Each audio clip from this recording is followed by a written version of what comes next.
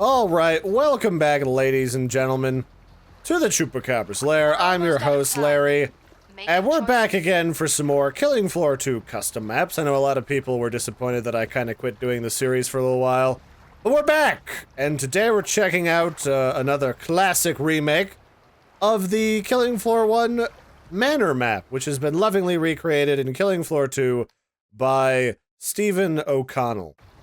So we're going to be checking that out today, I'm about to shut the pod. and talking about how it holds up when you talk about a more modern set of game design. Here we have the vendor lady in the tunnels. Make a difference. And basically the idea of this particular game mode or map is that you crash land here on the manor, or at this manor, via this helicopter which has crash landed.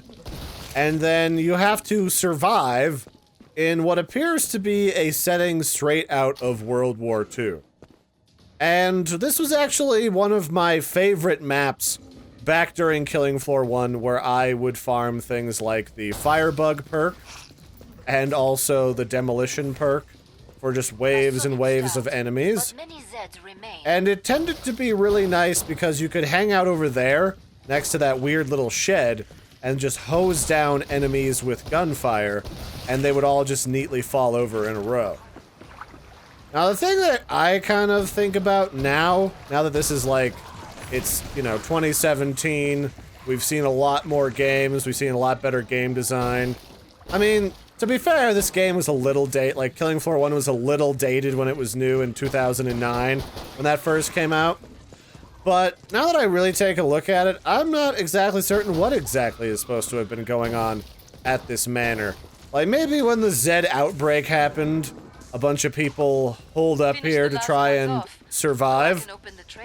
And all of these preparations here, like these trenches and these dried out canals for like the boat stuff over there, maybe that was just them preparing to fight off the hordes. I don't know. But either way, like, this is seemingly very accurately recreated to the original. And in a way that actually seems to fit very well with Killing Floor 2. Now, one of the biggest issues I've always had with remakes of old maps is that a lot of them have a problem of scale. Like, everything seemed like it was still way too small and originally designed to be used by Killing Floor 1, and they never really did any adjustments to the overall scale of things, so that you could actually play in them in Killing Floor 2 without constantly being trapped in a corner or in another obnoxious spot where you'll be murdered. Bonjour. So far, I've been fairly pleased with what I've been seeing in this map. Like, this is the same room, everything looks the same, it's just everything is a little bit bigger, perhaps, than it ought to be. Or than it needs to be, so that you can actually maneuver around in here. Like, this doorway is probably a little wider than it needs to be, but that's exactly the kind of girth that you need, or at least Larry needs, in order to get down to business and defeat the Huns. It looks like you can just walk into this lady's place. Hurry up.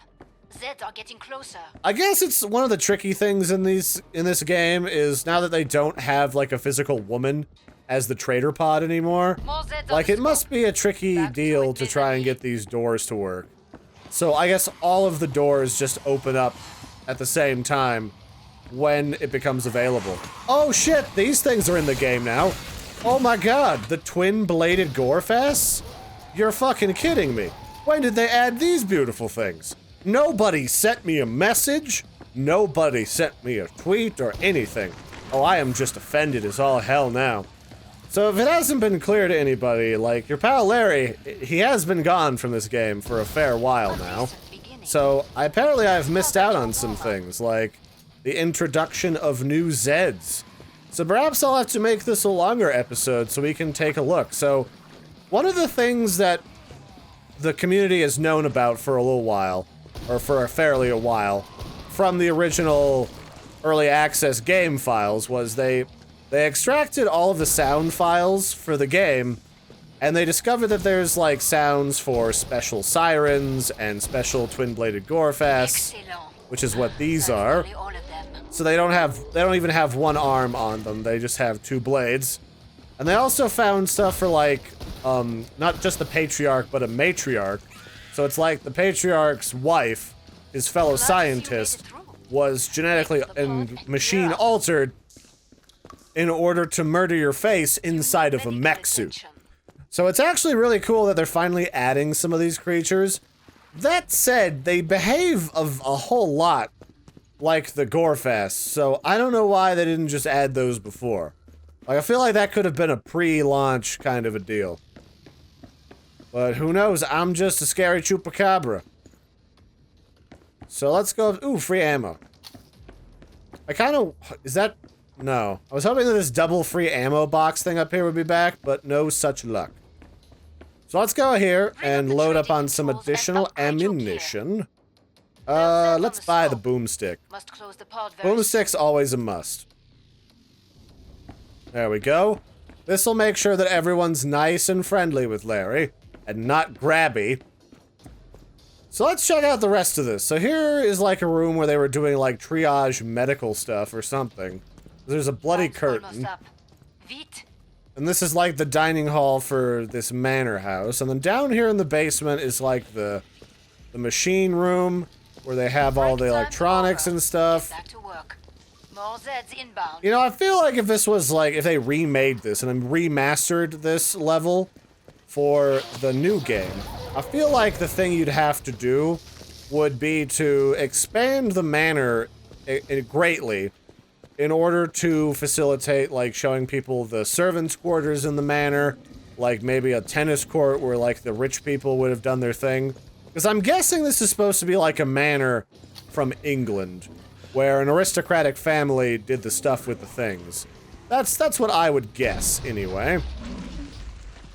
I'm not really sure where the heck these tunnels come in. Like, are these just drainage tunnels for the water?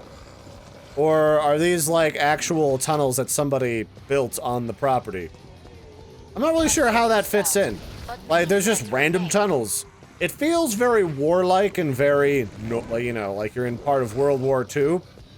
But at the same time, why would there be World War II tunnels on some aristocrat's property? Clearly they were a part of, like, the water system or something. But if you really look at it, it's very nonsensical in some way. So I'm just gonna run up here. You know what? You guys are getting too grabby. Fuck off. Ooh, what's this? Free gun? Larry likes free stuff. It's the best stuff. Take care of you. I always loved the double-barrel shotgun. It was always the most efficient feeling weapon because you could load up an entire hallway full of enemies and then just hit the double barrel like that, and then everything down that hallway would stop existing and turn into a fine red paste, which is my favorite kind of paste. Maybe right next to peanut butter, and peanut butter, like in Haagen-Dazs, turned into some type of weird frozen paste that I have at a party with friends. I guess technically, like, that would just be ice cream, but I mean, like, pastier. The pastiest of ice cream. So overall, I like this map. Like, I think that Steve O'Connell did a nice job recreating everything. Like, everything looks like it should, just in a bigger scale, using the new assets. And it even kind of looks a little rough around the edges. Like, we're still using... Oh, I should have sold this. Like, we're still using parts of the old engine. Like, there's a lack of polys. A lot of these textures are kind of stretched out in funny ways to make it fit. Like, I think this looks pretty good. Like, I think you did a nice job. So if you want to check this game, or this thing out, you can just look up The Manor, or KF1 Manor, on the Steam Workshop. I'll try to link to the Steam page that it's on so you can subscribe to it. And all you gotta do to install these custom maps from the workshop is just, when you go to the workshop page, just click subscribe, and it'll automatically get downloaded to your Killing Floor installation as if it was an update to the game itself. And then you'll be good to go. You know, let me know if there's actually, like, a new boss or something in this game, and I'll, like, talk about that and review that next, because I know that they've got the dual-bladed Gorefast now, because they're staring me in the face, and they got, like, these cool glowing red eyes. But I don't know if we have any of the newer, like, harder, higher difficulty enemies in here. Also, I'm getting a lot of gun drops for normal mode. I'm not even, like, I know this is normal, but I'm definitely not used to getting a shit ton of free guns everywhere. I wonder if that's something that you can adjust in the game files, like when you create a custom game. I'd imagine you're not supposed to, but I'm sure you can. I know that there, like a long time ago, I previewed that perk training map, and that was a pretty cool map, but they pretty much disabled that. So, are any of these guys new? Nope, these look like your standard titties out invisibitches, who I do enjoy. Don't change anything, Marcelie. The other ladies are lying to you. Alright, so who's coming for me? Yeah, so before when I used to farm in this map, I used to just hang out right here and just kill everything. It was great. What? Okay, you need to stop that, Mr. Crawler. Alright, I need you to settle down. So I'll take care of you, and you. Start spreading the news. Larry's mowing the lawn. It's full of lots of Zed creatures and bullet shells. And he's a sweet Chupacabra who's gonna blast off your face. You evil Zeds are talking shit, but it doesn't really matter. Doo-dee-doo. I'm gonna blast off your face and turn you into goo. You can moan and whine all you want, I don't really care. Look at you, Mr. What were these again? Scrake. You're looking real mean.